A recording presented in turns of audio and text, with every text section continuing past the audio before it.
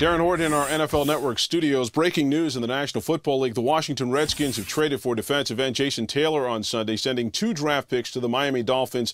The Redskins gave the Dolphins a second-round pick in 2009 and a 6th-round pick in 2010. Taylor is expected to report to Redskins training camp on Monday. The deal came only hours after the Redskins lost starting defensive end Philip Daniels to a season-ending knee injury. For more on this developing story, we welcome in Adam Schefter. And Adam, let's begin looking at this deal from the Redskins' perspective.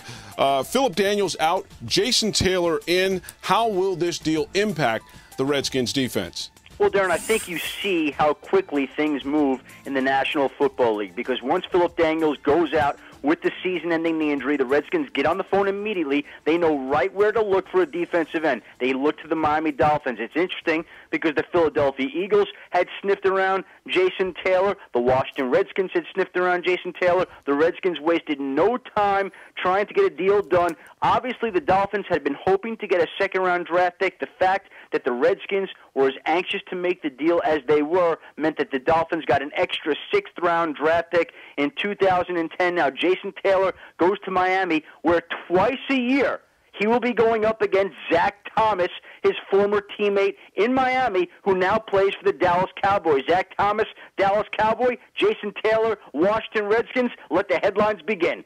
Let's look at this from Miami's perspective, Adam. He was the 2006 Defensive Player of the Year. Did they get enough value for him? Absolutely. I think the Dolphins have to feel very happy with the value that they got in return for Jason Taylor. Again, Darren, they struggled to get a second-round pick for Jason Taylor around the time of the draft. They could not get it done, partly because of his age, partly because of his salary. This team is in a rebuilding mode. They've begun that process. They've begun the overhaul of the roster, and to me, there was never a question that Jason Taylor and Bill Parcells never were going to work together in Miami, despite the public front that they put on. They were looking to make a deal, and it shows you how quickly things happen in the National Football League. One injury, the Washington Redskins became the team that had to have Jason Taylor. And again, Adam Schefter, Jason Taylor will be at Redskins training camp on Monday. We will have a report there from Scott Hansen. That's Adam Schefter reporting on this breaking news. Thank you very much, Adam.